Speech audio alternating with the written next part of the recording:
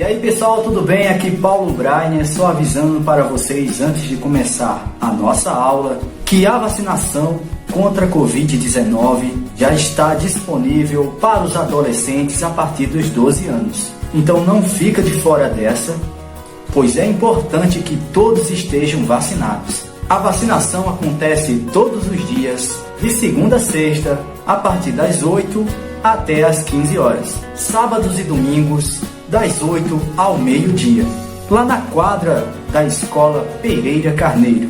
Os adolescentes que estão na zona rural devem procurar a unidade de saúde mais próxima e fazer o agendamento da vacina, tá? É importante que vá acompanhado de um responsável maior de 18 anos. Então, galera, tá esperando o quê? Vamos juntos combater esse vírus.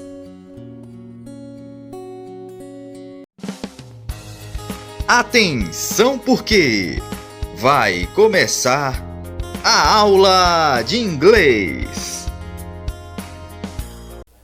Hello! Olá, pessoal! Boa tarde! Todos bem? Espero que sim.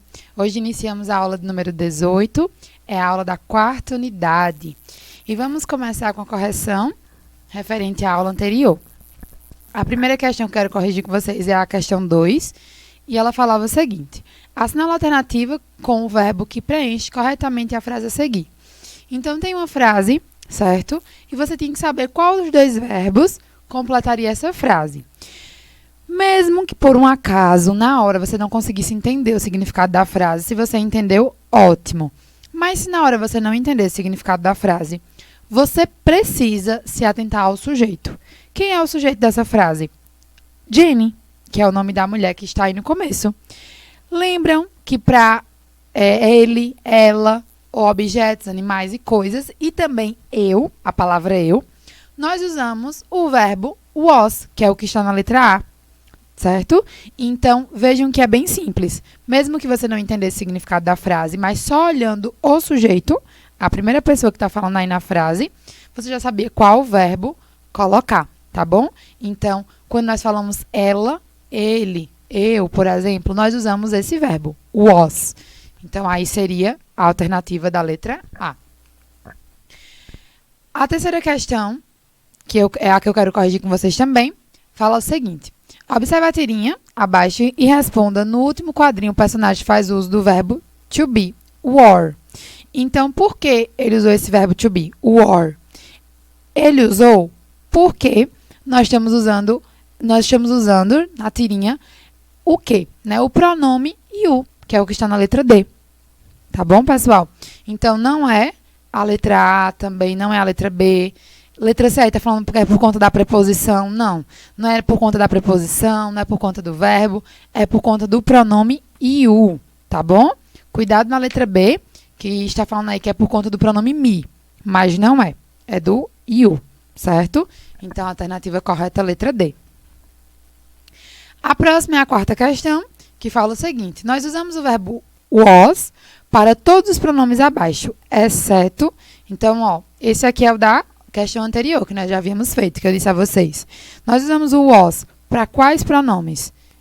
Esses que estão aí, menos o they, que é o da letra C. Então, nós não usamos ele para essa palavrinha, certo? Só para esses outros. Então, a alternativa é a letra C. E aqui está o gabarito da nossa atividade.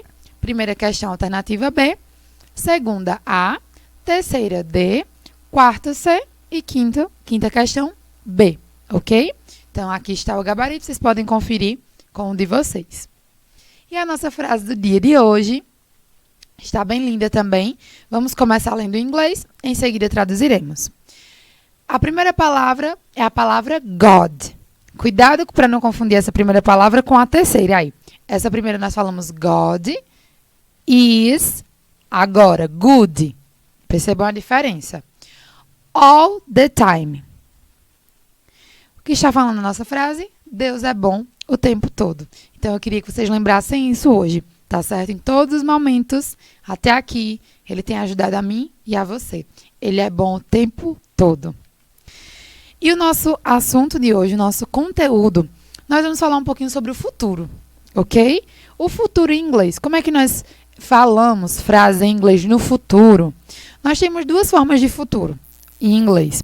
Eu vou mostrar para vocês uma das formas hoje, que é o be going to. É o futuro, que nós vamos usar o verbo to be, mais essa palavrinha aí, going to. Vou falar muito ela aqui hoje, tá certo? Para vocês memorizarem aí, aprenderem e não esquecer. Essa é uma das formas, uma das palavras que nós usamos para nos retratarmos ao futuro.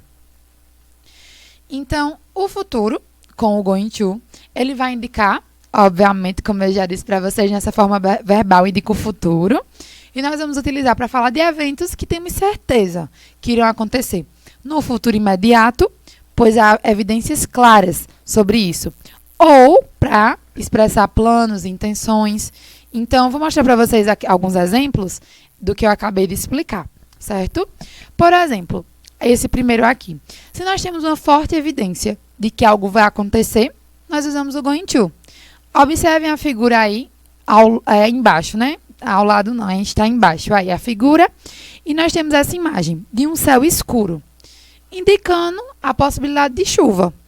Então, a gente já sabe, o céu ficar desse jeito aí, vai chover, né? Então, é bem possível, bem provável que vai chover.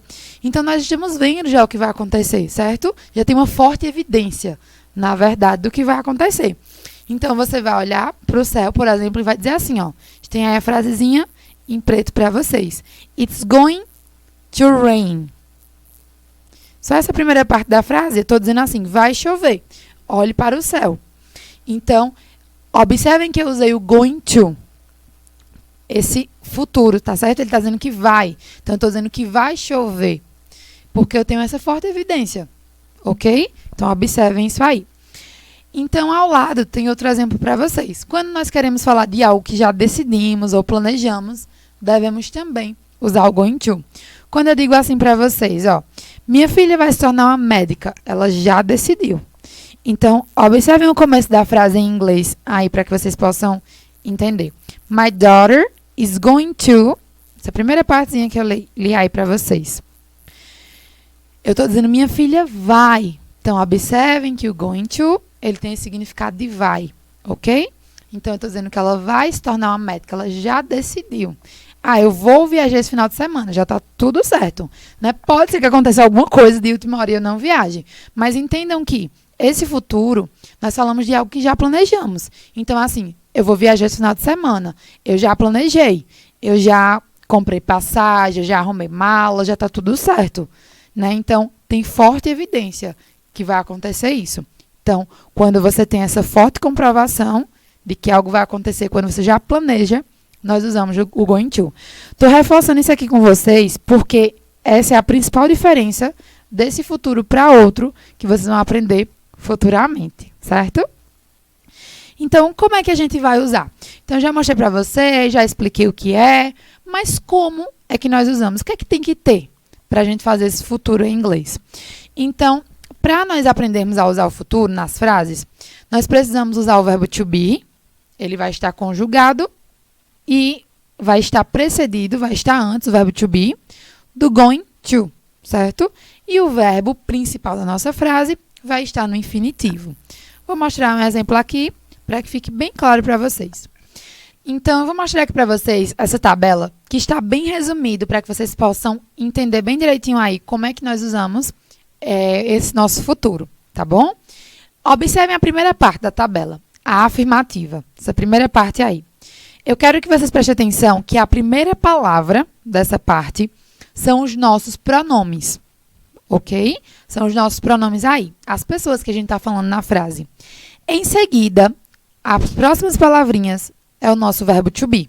Então, lembrem que sempre tem essa ordem na afirmativa. Vem a pessoa, o verbo to be, o nosso going to e depois o nosso verbo principal, tá bom? Que é aquele verbo que a gente está falando. Seja jogar, seja sair, andar, abraçar. Ah, eu vou abraçar você.